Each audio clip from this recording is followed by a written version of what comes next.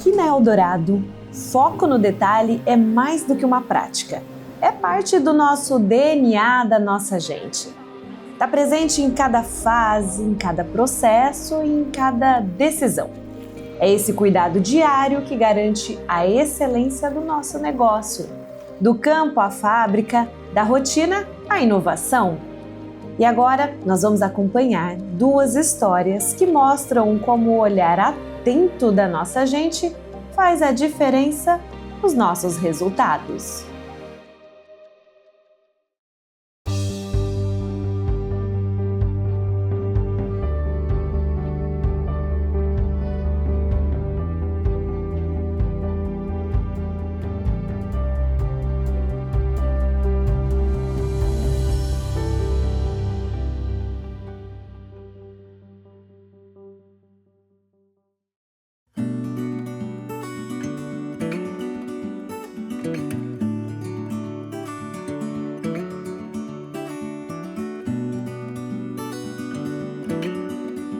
Léo, o melhoramento genético ele exige um olhar bastante atento. Como é ter foco no detalhe em todas as fases de um grande processo como ocorre aqui? Interessante a pergunta, né? Porque na realidade o nosso processo de melhoramento ele é muito longo. Ele demora 14 anos para que a gente possa estar recomendando, que é o nosso produto, né?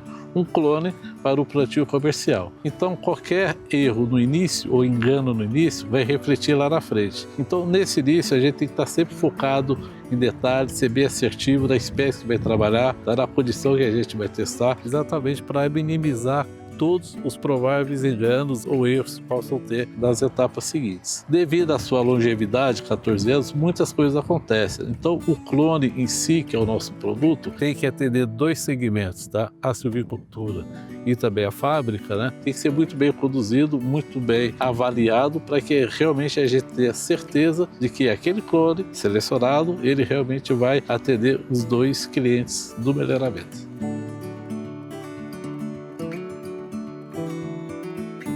Na realidade, todo o nosso processo, ele está no detalhe, tá? Da escolha da espécie, como dito, do clone que você seleciona e avança com ele. São vários parâmetros, né, que a gente tem que avaliar. Então, o clone em si, ele é apenas o produto de vários fatores, como clima, praga, doença, vento. Então a gente está sempre no detalhe tentando encontrar o melhor material genético que possa atender aqueles dois clientes, né? E a gente tem um caso, né, hoje, por exemplo, pela longevidade, como eu disse, 14 anos, a gente tem hoje 7 clones que estão sendo plantados a nível comercial, num espaço curto de tempo. Isso é um case de sucesso em todos os programas. E a gente tem hoje um clone, né, que a gente chama de LD8, que é realmente um destaque, que ele foi exatamente selecionado com base nesse detalhe, essas observações, fruto das variações ambientais até então existentes aqui na empresa, né? Que fez com que vários materiais genéticos tivessem aquele desempenho tão interessante, e esse sim se mostrou bastante atrativo. Cada semente é um novo indivíduo que deve vir parar neste tubete aqui. E pode ser ela a árvore perfeita do futuro. A árvore perfeita é o que a gente sempre procura desde o início, né? Desde a escolha da espécie até a sequência de seleções que nós fazemos, as várias fenotipagens que fazemos para doença, para praga, para vento, para qualidade de madeira. Isso tudo a gente está buscando o tempo todo essa árvore perfeita, né? O clone é apenas mais um componente do meio ambiente, onde a gente interage com praga, com doença, com déficit hídrico, né? Com vários outros fatores que nós não temos controle. Então a gente tenta, de fato, né, achar essa árvore perfeita nessa condição toda que nós testamos. Para vocês terem uma ideia, hoje o programa de melhoramento é em teste em campo em torno de 3.400 clones que estão sendo testados. E a expectativa é que algum desses clones realmente respondam essas perguntas feitas, esses desafios que são colocados para nós via ambiente. Então, sempre a gente está de olho nesse detalhe. Quando eu digo detalhe, né, eu não estou só se referindo a mim, né, eu estar fazendo esse trabalho, mas todo o time, né? Para que isso ocorra, né, o time tem que estar bem comprometido, bem engajado em todos os processos. Hoje nós trabalhamos com várias pessoas aqui, em torno de 15, exatamente para que essas pessoas sejam responsáveis pelos seus processos. E existe uma cumplicidade, existe um engajamento e uma relação de confiança. Em várias situações a gente teve que mudar a rota em determinado momento, exatamente porque ouviram opiniões dos colegas, né, falaram, esse aqui não é um bom caminho, vamos tentar por aqui. Então isso faz parte, né? Eu sempre digo, né, para o time, né, que a gente tem que ser bem resiliente com relação a isso daí e que a gente tem que trabalhar na melhor condição que a gente tem. Nessa melhor condição a gente vai extrair o melhor possível.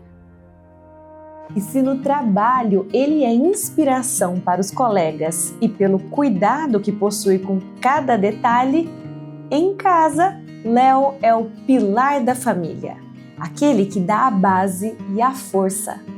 Leonardo é pai de 2 filhos que decidiram seguir pelo mesmo caminho, depois de verem a sua dedicação e a paixão pelo que faz. São quase 15 anos de história dedicados a Eldorado. E um sentimento que só cresce com o tempo, o orgulho de fazer e de se sentir parte. Eu entendo que a Eldorado é uma empresa altamente consolidada, né, altamente referência no mercado. Eu sinto orgulho danado de fazer parte desse time. Mais orgulho ainda de ter feito desde o início, né, porque tudo que nós temos hoje, da nossa área de pesquisa, como toda a silvicultura, passa essa condição que a empresa proporciona a cada colaborador. Isso é muito gratificante. E o orgulho do pai é exatamente perceber que os filhos são melhores do que ele. Então isso para mim me enche de orgulho. No campo, Leonardo mostra que cada semente carrega um potencial. E é no cuidado diário, no olhar atento, que os melhores resultados nascem. E que assim seguimos em busca da árvore perfeita. Ocorre que foco no detalhe permeia todo o nosso negócio. Está enraizado no nosso jeito de ser. Na área de desenvolvimento técnico, Fernando Pescatori, que está conosco desde 2012, também conhece bem a importância de observar cada etapa, cada exigência, cada possibilidade. E é esse olhar minucioso que garante uma celulose de excelência dentro dos padrões técnicos e regulatórios, pronta para atender os mercados mais exigentes.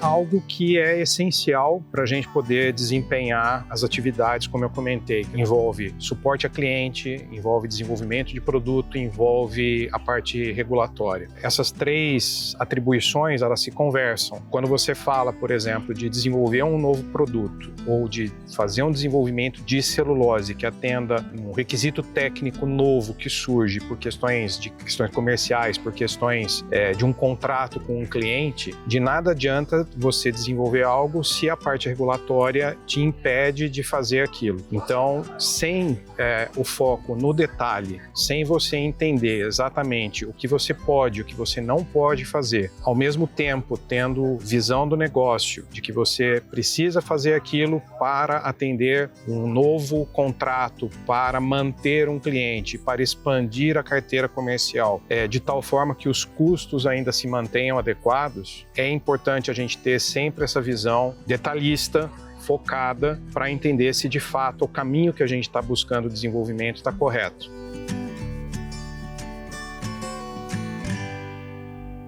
Desde que começou a operação da Eldorado, dezembro de 2012, logo em seguida a gente começou a ter feedback de alguns clientes de que o pH da celulose não estava adequado. Quando a gente ouvia esse tipo de situação, o pH não está adequado, a gente olhava os resultados de análise da Eldorado, fazia reteste, verificava que os resultados eles estavam corretos. Não era uma coisa que havia algum problema de medição, algum problema de análise, algum problema de técnica interno. mas a gente ouvia aquilo dos clientes e ficava, ok, está aparecendo esse problema de que está mais baixo do que aquilo que aparece nos laudos que a gente providenciava para os clientes que ia junto com o carregamento. Ao mesmo tempo, a gente começou a ter comentários de outros clientes que falavam de problema de maciez da celulose nas máquinas de papel tissue, que é um dos principais mercados nossos. A gente começou a perceber, eram fatores que se repetiam em alguns clientes, em algumas máquinas, mas isso principalmente no setor de tissue. E aí a gente começou assim a investigar e entender que o problema, na verdade, não era na celulose. O problema era uma interação química que a celulose da Eldorado tem especificamente na água de máquina de alguns fabricantes de papel.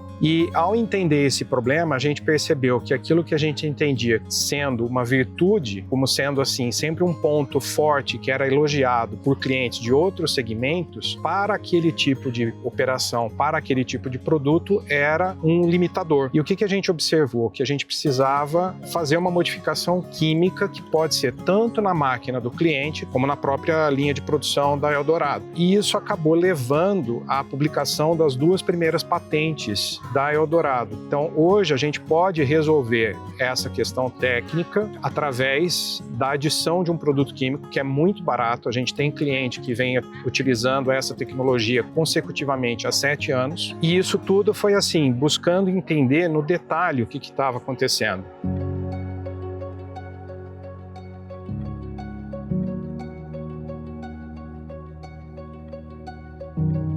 Esse caso que eu mencionei há pouco é um caso em que assim, a gente ainda não teve uma modificação interna na Eldorado. A gente teve uma modificação que a gente conseguiu em alguns clientes.